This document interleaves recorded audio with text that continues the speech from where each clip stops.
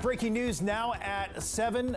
A jury found a Maryland woman guilty of murdering her 71-year-old mother. May 27th, 2023. It is a still summer afternoon in a quiet Maryland neighborhood, the kind of street where children chase each other between driveways, where neighbors exchange waves across trimmed lawns, and where the idea of something going wrong feels almost impossible to hold in your mind. Then a neighbor looks up. A thick column of black smoke is rising from behind a nearby house. Not a garden bonfire, not a trash burn. Something heavier, something that thickens the air in a way that feels wrong before you can even name why. They call the fire department. By the time firefighters arrive, the fire has already burned itself out. The backyard looks almost untouched, except for a grill sitting just outside the back door, still warm. The officers make a note of it, file it away, move on. What none of them could possibly know is that 4 days earlier, this house, so ordinary, so unremarkable, was the scene of something that would shake even the most experienced investigators to their core. 67 pieces. That number is going to stay with you, because behind it is not a statistic. It is a grandmother, a woman with a name, a family, and people who loved her. And a crime so calculated, so cold, it is almost impossible to reconcile with the face of the person who committed it.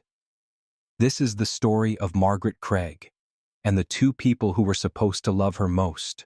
Margaret Craig, known to everyone who loved her as Auntie Joyce, was 71 years old and had lived a life that deserved a gentler ending. She had family around her, a retirement account she had worked decades to build, and people who depended on her, right up until the end. But as the years wore on, her body began to betray her. She had survived multiple strokes, she was managing diabetes, and while she had never received an official diagnosis, those closest to her had started to notice the quiet signs of early dementia.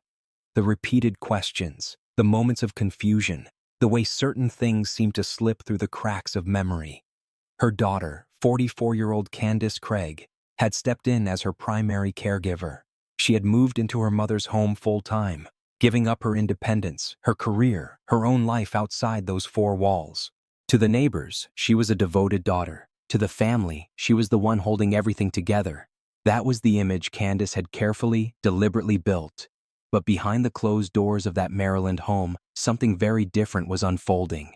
And it would take a missing persons report, a welfare check gone deeper than anyone intended, and the unmistakable smell of decomposing human remains to drag the truth into the light. On May 31st, one of Margaret's nephews drives to the house. She has not returned a single call in over a week. Given her age, her strokes, her deteriorating health, every missed call feels like a countdown to something. He is terrified. The whole family is. Nobody answers his knock. He calls the police. At the same time, he sends a message to Candace. Candace responds with a single thumbs-up emoji. When she finally opens the door, she is composed. She tells the family gathered on the front steps that Margaret has gone to a friend's house. She will file a missing persons report, she explains. But only once 72 hours have passed, not before. The responding officer accepts the explanation. Margaret is an adult. Candace sounds calm and reasonable. Nothing here, on the surface, demands further action. The officer leaves. But Margaret's family cannot let it go. They know her. They know her health. They know this is not how she behaves. This is not right. 2 days later, on June 2nd, they call 911 again. Officers arrive at Margaret's address at 1:37 in the afternoon. Candace answers the door herself, relaxed, unhurried, seemingly unbothered. She steps aside and invites them in without a moment's hesitation. Her body language says, "I have absolutely nothing to hide." She is catastrophically wrong to let them in, because the moment investigators cross that threshold, before a single question has been asked, they smell it, faint at first, then impossible to ignore, the smell of decaying human flesh. While investigators begin their search of the property, detectives separate Candace and her 19-year-old daughter Celia and sit them down in different rooms. The objective is straightforward: build a timeline. When did they last see Margaret? What do they believe happened to her? And most critically, do their stories hold together when you press on them? They begin with Celia. She is visibly nervous, but she cooperates. In a separate room, Candace tells a different version. She says she last saw Margaret on Monday, a full day before Celia places her grandmother alive on Tuesday morning. She says they cooked together that day, grilled hamburgers and chicken, brought a plate to Margaret's bedroom. Investigators watch Candace's body language carefully as she speaks. Her hand keeps moving to her neck. She shifts in her chair repeatedly. She attributes the discomfort to a back injury, a spinal condition that had her hospitalized about a month ago. It's plausible, but the unease radiating off her reads as something deeper than a physical ailment. Meanwhile, Celia is painting a picture of a household under quiet, grinding stress. Her grandmother had become withdrawn in the days before she vanished, depressed, tearful. Neither woman is entirely at ease. Neither story is airtight, but both of them are working hard to maintain one crucial detail: that Margaret Craig was alive and well as recently as Tuesday morning. That detail is about to collapse entirely. Stay with me, because this is where everything breaks open. While the interviews are unfolding, investigators are moving methodically through every room in the house, and what they find in the basement stops them where they stand. 3 white plastic trash bags on the floor, blood staining the concrete around them. One bag is open. Inside it, human brain matter, a knife on the floor nearby. They keep searching. A chainsaw cover, cutting implements, industrial-grade cleaning materials, and then the chainsaw itself. No leap of imagination is required. The picture assembles itself in seconds. A neighbor, when later interviewed by investigators, recalls seeing Candace standing at the backyard grill on May 27th. At the time, they thought nothing of it. A woman cooking in her own backyard on a summer afternoon. Now, with everything that has been found inside that house, the memory takes on a new and horrifying shape.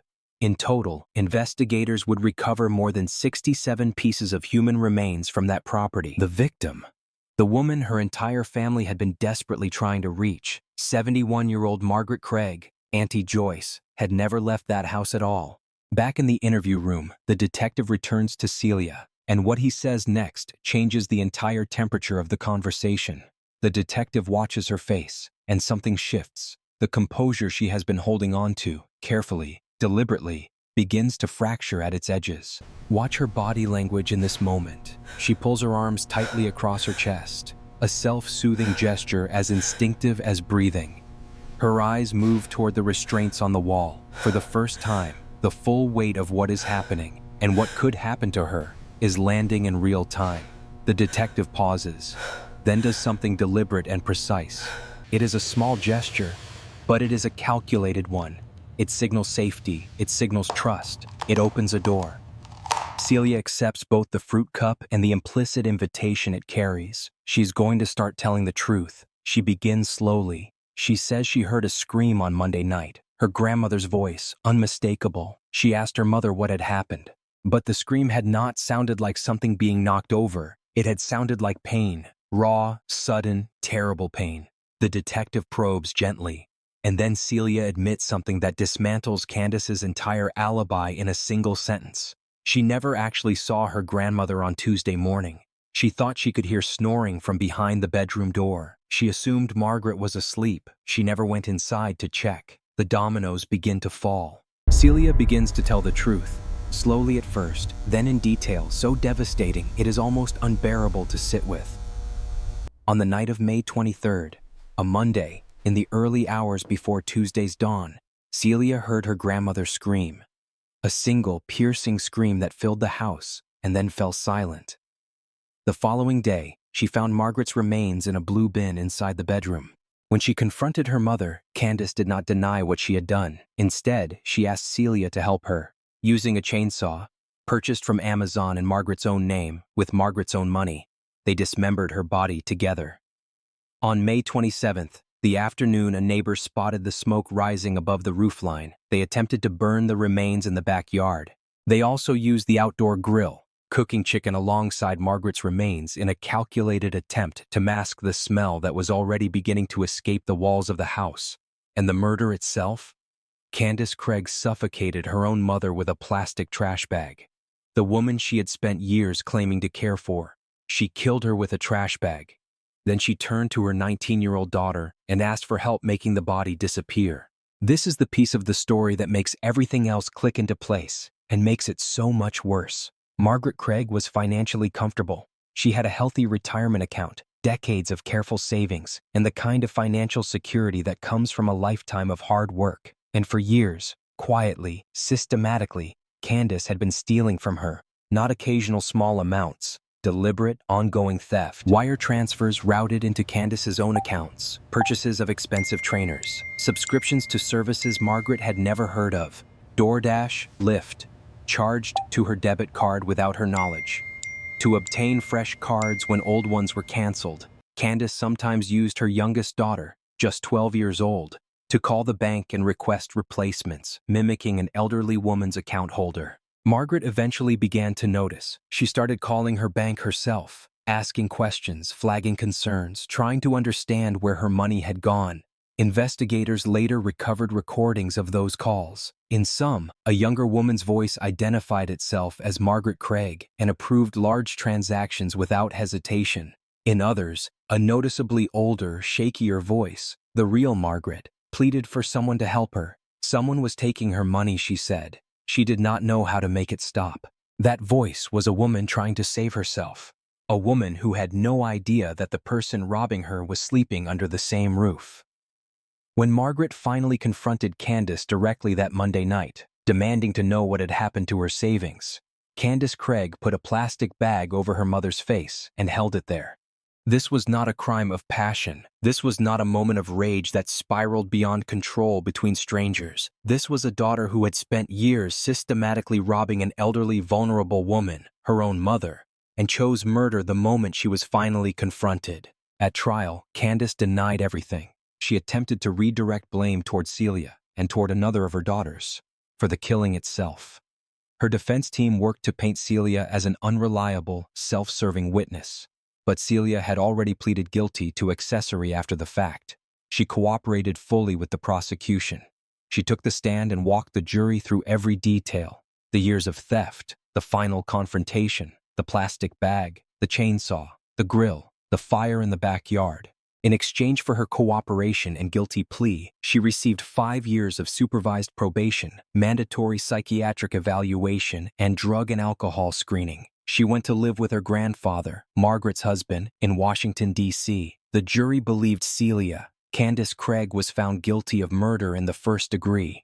Candace Craig was sentenced to life in prison without the possibility of parole. She remains there today, while Margaret's family attempts to rebuild, not just from the grief of losing her, but from the far more complicated wound of betrayal. The kind of betrayal that rewrites every memory you have of the person who committed it. Margaret Craig did not die of a stroke. She did not go quietly in her sleep at the end of a long and well-lived life. She died at the hands of her own daughter, in her own home, in one of the most brutal ways the human mind can conceive. After years of being systematically robbed by the very person she had trusted with her vulnerability, she deserves to be remembered, not as a victim, as a woman. What I keep returning to, the thing I cannot shake, is this. Margaret called her bank. She knew something was wrong. She picked up the phone and she asked for help. She was trying to protect herself. She just never imagined that the person she needed protection from was already inside her house, already eating at her table, already sleeping under her roof. This case forces us to ask questions that don't have clean answers. Could the financial abuse have been identified and stopped sooner? Should that first wellness check have been pushed further? And what about Celia? A 19-year-old who dismembered her grandmother's body because her mother asked her to. Do 5 years of probation represent anything close to justice for what she did? I want to know what you think. Drop your thoughts in the comments. These stories don't end when the judge delivers the sentence. They live on in the questions we keep asking, in the conversations we keep having, and in the commitment we make to not look away. Until next time, stay safe, stay curious, and we'll see you on the True Crime Decoder.